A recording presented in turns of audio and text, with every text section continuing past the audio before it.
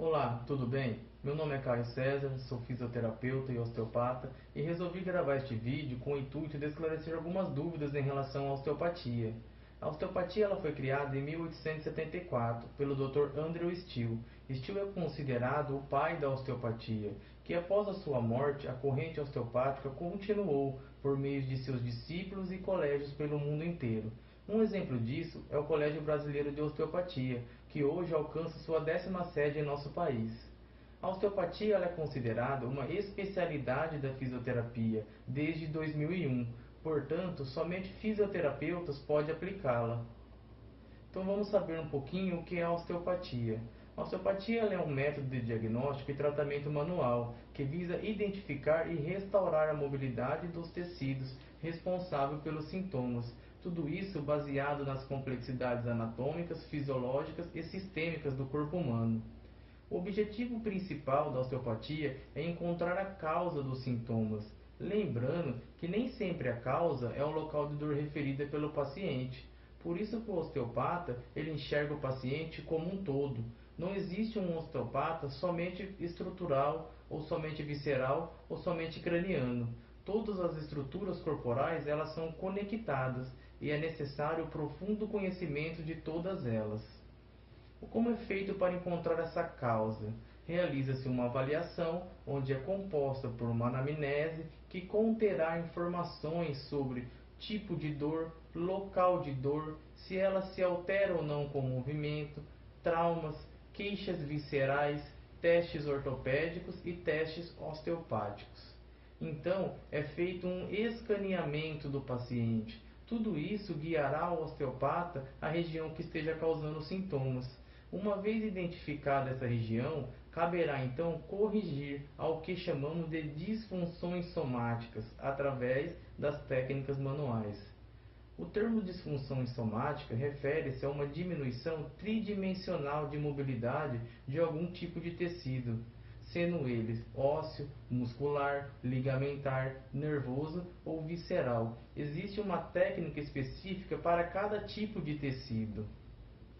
Em relação ao tratamento, por se tratar de uma terapia poderosa, estima-se média de 2 a 5 sessões, mas o que implicará o número exato de sessões é o feedback do paciente na melhora dos seus sintomas.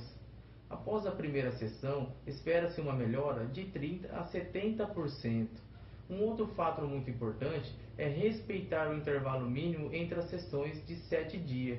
Isso é necessário para o corpo se adaptar-se aos novos estímulos que foram dados.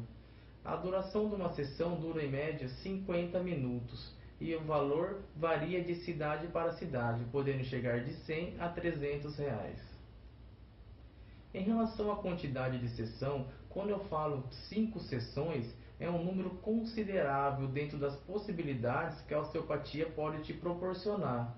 A osteopatia ela elimina as barreiras para que o corpo possa encontrar o seu equilíbrio, mas também cabe ao osteopata identificar as necessidades do paciente e encaminhar a outros tipos de atividades e profissionais da área da saúde. As contraindicações. A osteopatia ela não tem contraindicações. É contraindicado algumas técnicas que cabe ao osteopata identificá-las durante a avaliação e não aplicá-las.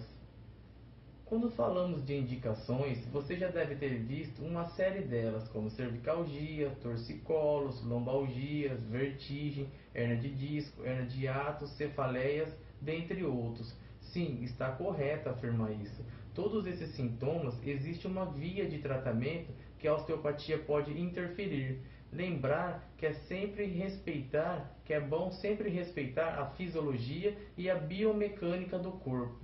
Como exemplo, demonstrarei um pouco da visão osteopática em relação aos sintomas de cefaleia, a pulsante e a congestiva.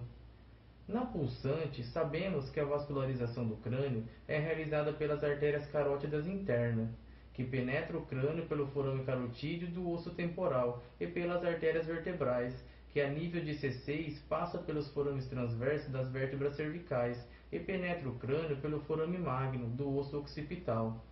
Um outro fato também muito importante é que na região cervical contém a presença do gânglio cervical superior e o gânglio cervical inferior, que são responsáveis pelo controle vasomotor dessas artérias. Portanto, disfunções cranianas ou cervicais prejudicaria a vascularização e levaria o paciente a esses sintomas. Já nas cefaleias congestivas, sabemos que a drenagem do crânio é feita através dos seios venosos da dura mater, sendo eles o seio sagital superior, inferior, o reto, transverso e o sigmoide. A partir daí, deixará o crânio pelo forame jugular, como veia jugular interna. Portanto, disfunções cranianas geram um adensamento das faces, que prejudicaria o retorno venoso. Um outro fato muito importante que não devemos descartar são as disfunções de sacro, pela íntima relação que ele tem com o crânio através da dura mater, porque pode gerar adaptações e prejudicar também nesse retorno venoso.